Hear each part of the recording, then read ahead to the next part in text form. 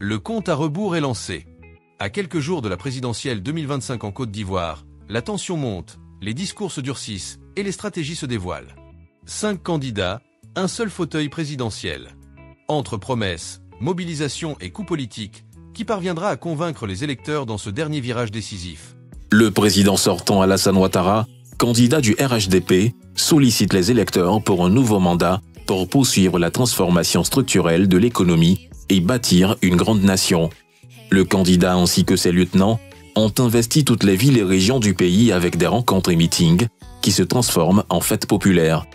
Aoua Dombello, candidat indépendant, sorti des rangs du PPACI, veut tout changer en profondeur. Il prône la souveraineté économique et culturelle.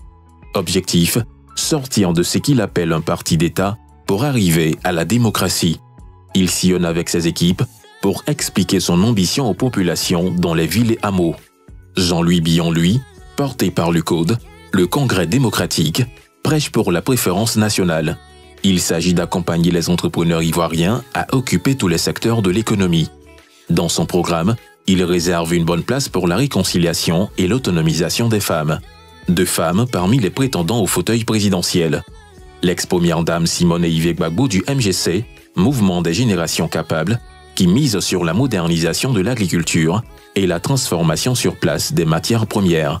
Elle peut compter sur le président du COGEP, Blé Goudé, qui a mis ses partisans au service de la campagne. Enfin, Henriette Lagou du GPP, Groupement des partenaires politiques pour la paix. Le cœur de son programme est la réconciliation des fils et filles de la Côte d'Ivoire pour arriver à une paix profonde. Elle met en avant un social hardi pour tirer les femmes vers le haut et accroître l'insertion des jeunes. Alpha Wakili, après plus d'une semaine de campagne, comment qualifieriez-vous l'ambiance sur le terrain? Est-ce qu'il y a une faveur des populations ou plutôt une fatigue démocratique ou un calme plat, selon vous?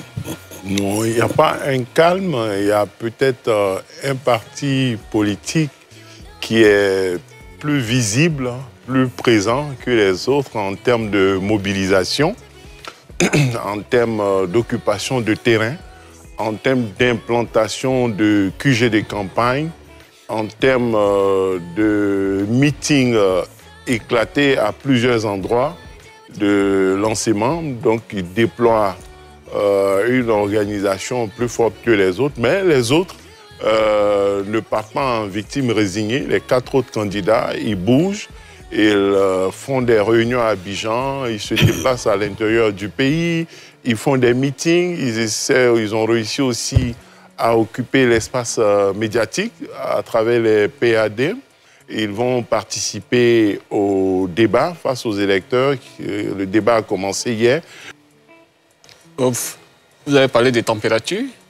Ben, il ne sait pas si elle est-ce qu'elle est froide, est-ce qu'elle est chaude? À 37 degrés ou bien si elle est montée. Vous nous direz, d'après vous? Non, ben, écoutez, ce que je constate rejoint un peu M.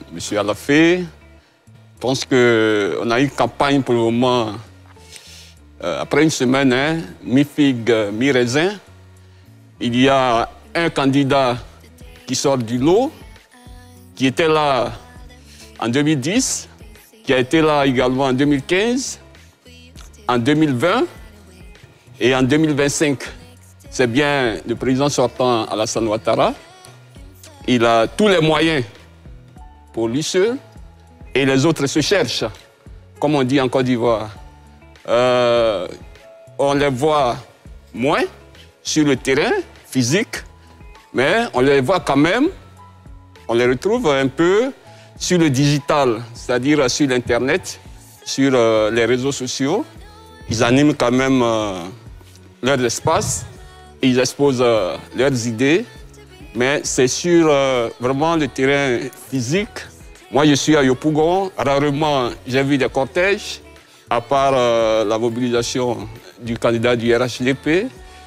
Ça, c'est le problème du maillage du territoire. C'est-à-dire que pour aller à une élection présidentielle, il faut avoir du personnel. Il faut avoir des gens pour parler pour soi.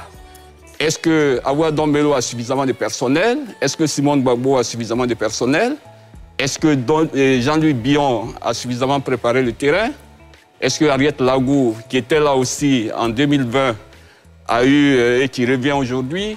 Est-ce qu'elle a suffisamment recruté? C'est bien, elle part avec 12 partis politiques, mais est-ce qu'ils sont représentatifs réellement sur le terrain?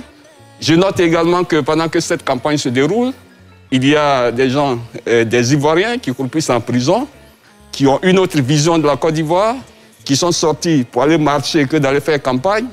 Ils ont été arrêtés pour leurs idées, ils ont été arrêtés pour leurs convictions, et ils sont en prison.